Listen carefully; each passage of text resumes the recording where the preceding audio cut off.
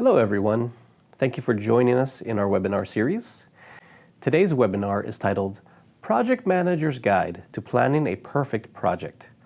My aim is to share best practices so that you can improve project delivery and results. And not only for the seasoned project managers watching, but especially for beginners in the project management world. We'll really grab onto some of those basic components that make for a perfect project. A little bit about us.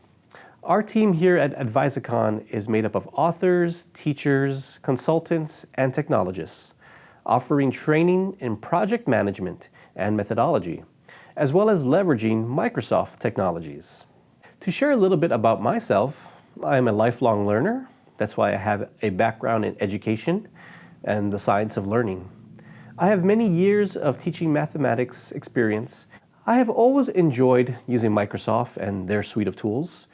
They can be leveraged for users of all experience levels, once you understand some guiding principles. Here's a preview of what we'll be going over. We'll answer the question, why is planning important? Then we'll talk about project management methodology.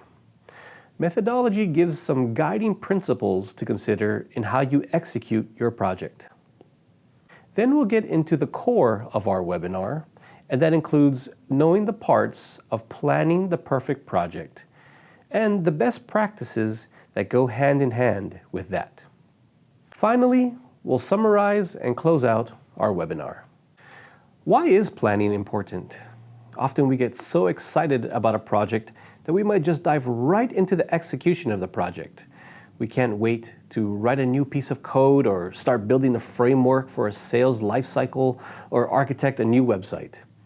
And for the experts who put their head, hands, and heart into the project, they couldn't be happier. But let's exercise some caution and take a look at some data in the project management sphere. First, according to the Project Management Institute, there is a waste of $109 million per $1 billion spent on projects. That's nearly 11% of all project budgets. Would you pay full price for a meal and then just throw 11% of it in the trash? Of course not. Planning can help reduce this wasted effort in missing the target, for example, or forgetting to include key stakeholders. We'll talk more about that. Secondly, only 2.5% of companies successfully complete 100% of projects. That's according to the Gallup Business Journal. That's like saying only 2.5 students for every 100 students are making the grade. Something's obviously wrong there. The argument in that article is that poor management is the cause. We'll talk more about that too. A third data point for thought. In a survey done by the Project Management Institute, 38% of responses say that inaccurate requirements gathering were the cause of project failure. But you can see how failure to gather the necessary resources would cause a project to fail. Allow me to share a story.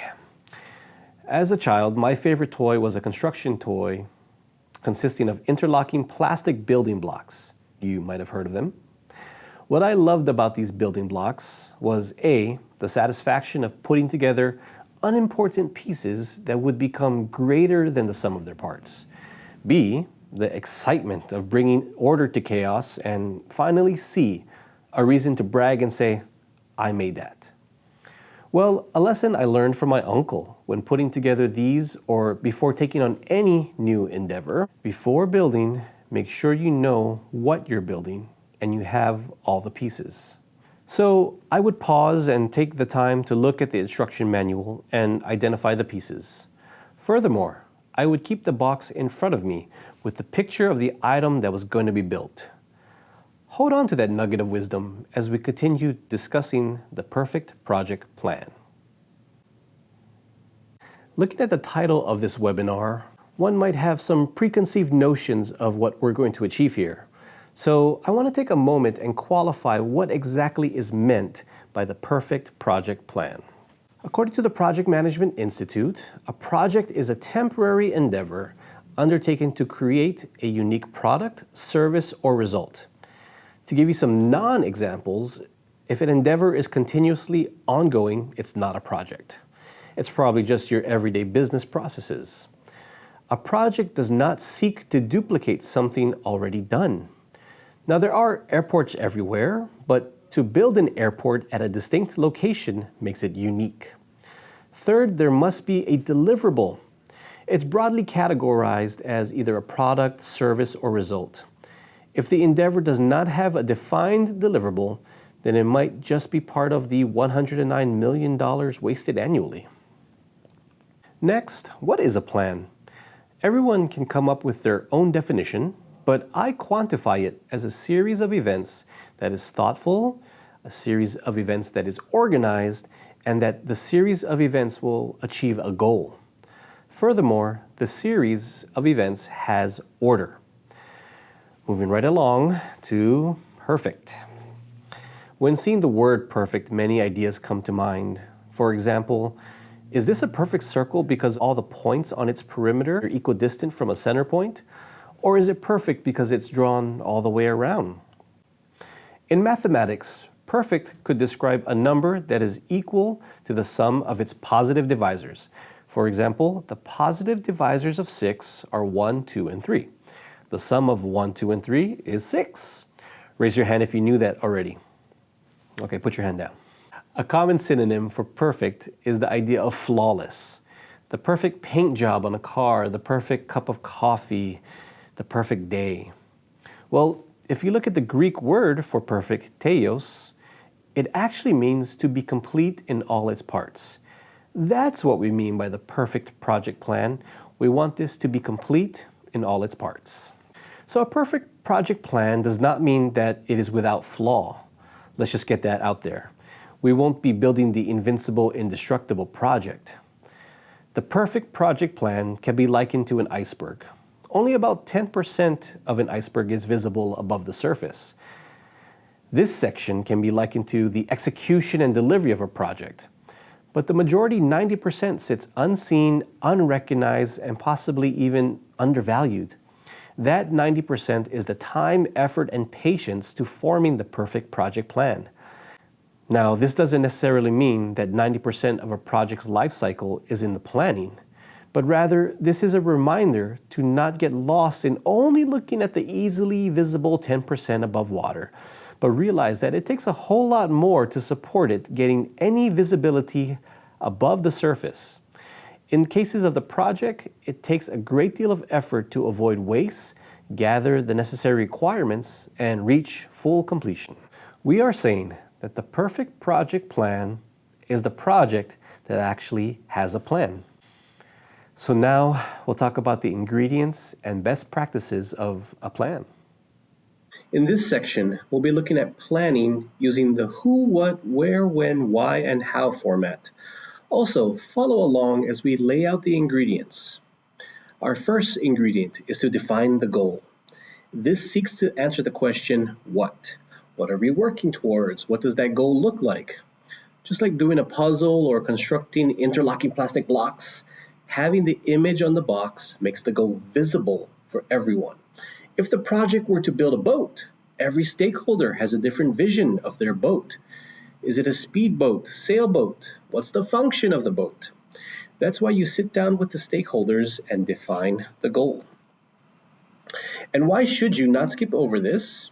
Because every road goes somewhere, and at the end of any road may not be your target. So clearly defining the target, that's the what of planning. Next, define the methodology or approach to the project. This answers how we work the project. Well, the how is dependent on the what. Large-scale products would want to use a waterfall method. Maybe you're building an airport or a building. You really need a linear sequence of events, and each step needs to be solidified and quality controlled before the next step. Many projects fall into the waterfall category. Agile is a new approach that came into the project management scene in 2001. It came out of the software industry from designers who were tired of building entire products only to find that the customer's wants had changed and or the market no longer wanted the product. So there's some of that wasted project management funding. So the idea behind Agile is the minimal viable product, or MVP. The really cool part about Agile is that you might deliver a product that meets their needs and at a saving of time and money because you knew the goal and you did it minimally. Whatever your approach, just be sure to communicate it. Otherwise, you can have team members that are gold plating when you just need a minimal viable product or vice versa. Next, we ask the when of the project, and that means we define the schedule. In short, the schedule is a visible sequence of events. There are many approaches to schedule making. I would recommend having an electronic version or at least something in hard print.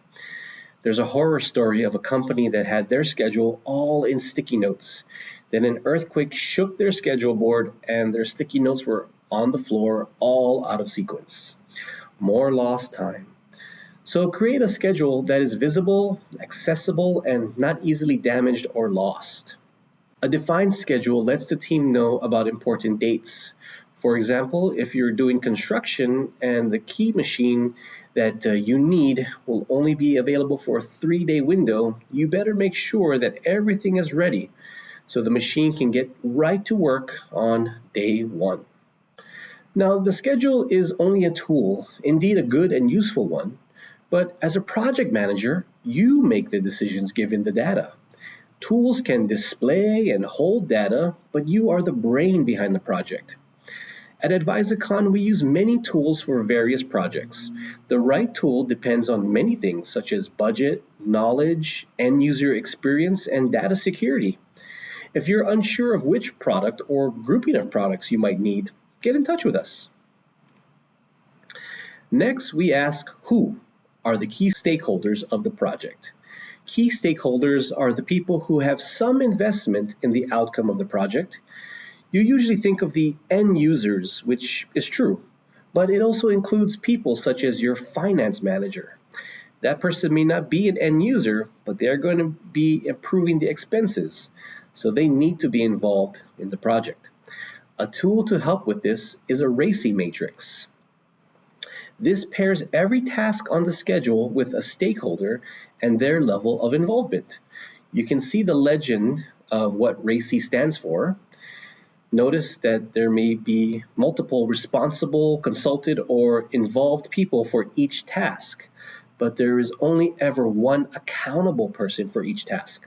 They are ultimately the one who ensures the completion of that task or held accountable if the task is incomplete or insufficient. Using a tool like this is especially crucial when the project is of a large scale with many stakeholders. It's very helpful in small scale too, but when there are more variables, we want to create more visibility and communication. So it's quite apparent that defining the who ensures that the project has greater chance of success because we know who is accountable for the work. So let's do a quick recap of what we've covered so far. We know the goal, the approach, the schedule, and the key stakeholders. What should we do now? Now we have a kickoff meeting. We bring in the project info and the project team. One thing to make sure is that every stakeholder is present. We risk losing communication to that one absent stakeholder, and that decreases the chance of project success. Furthermore, it fails to manage the people, which we'll talk more about later. As the project manager, you coordinate, invite, and set the meeting agenda. Topics should relate to more of the what, when, and who. It's a good practice to go around the table or virtual screen to make sure everyone is acknowledged and that their roles are known. It's easy to fall into the how of the project in this meeting, so set the meeting agenda. Talk about the goal, the schedule, and include the RACI matrix or some version of it. Another key point to accomplish at this meeting is communicating about how we're communicating, and we'll talk about that later in this webinar. Another key point in project management is to address what's not included in our project. We define the goal of the project, but also say, let's leave these things out. When we have professionals and experts in a field working passionately, it's easy for them to get ideas and visions of what the project could look like. For example, if we're making a cake with the tasks of bake one layer that is chocolate, bake layer two, which is vanilla, and then apply strawberry frosting, then why all of a sudden is there ice cream in the cake? That probably took some time and more cost than the original budget. This is commonly referred to as scope creep. So for the sake of being on time and on budget, define what's in and out of the scope. We've gone through a lot so far, and we're reaching the end, but I wanted to share wise words that came to mind from a friend named Walden. He makes really good food and is passionate about it. He tells me that the secret to good cooking is attention. Think about that as you're cooking through your project. Is it getting attention? This can look like small check-ins on the budget, schedule progress, and encouragements to the team. All of this is called management. Looking at the iceberg on the right, most of the plan is done. But as the project manager, you're in this until delivery. So now manage the project. This involves communications such as updates, check-ins, and reports. Are things going as planned, or do we need to make adjustments? When making the perfect project plan, you're not promised smooth sailing, but you can have a complete list of ingredients in place. So when things go off course, we remember what's the goal, we know who's accountable, we understand how we are doing this, and we do our tasks when they're supposed to be done. We manage the project to guard against constraint burst. So we deliver projects on time, on scope, and within budget. Many of the tools we have on this graphic have a communication aspect. Teams and Outlook are often thought of as the default means, but there are other means of communication. For example, in Word and Excel, you can leave comments. In Planner, you can write updates on each task card. In Power BI, you can even subscribe to get the reports and get feedback as often as you would like. So think about how you, as the PM, are giving attention to your project. Furthermore, you need to give attention to the people. You might say that the people are the project, but I'm talking more about the human aspect. Here at Advisicon, part of our mission is to equip our clients to maximize their impact, productivity, and purpose. It's not just work, but it's the impact that you are making. Your project is probably making life easier for someone in some way. Remind your team of that impact. Also, when the people feel like they're part of a team, this reduces conflict. Peter Drucker is quoted as saying, "Only three things happen naturally in organizations: friction, confusion, and underperformance. Everything else requires leadership." You want to be on time, on budget, and on scope? Leadership is required. Want to train up your project management team in leadership skills? Contact us to find out more. In closing, the perfect project plan is a complete series of well thought out events that aims to achieve a unique end. It's not flawless, but instead complete. It requires a mindset shift to say that it is for the benefit of the project to take time to plan and consider the various questions of this project. Get the right team together, communicate with the team, and manage the team. I want to thank you for joining us today on our webinar. If you would like more information, please reach out to us by phone, email, or social media. At Advisicon, our mission is to deliver tools, technology, and training to maximize impact, productivity, and purpose. Call us for a free demo and consultation. Thank you again for joining us, and happy project planning.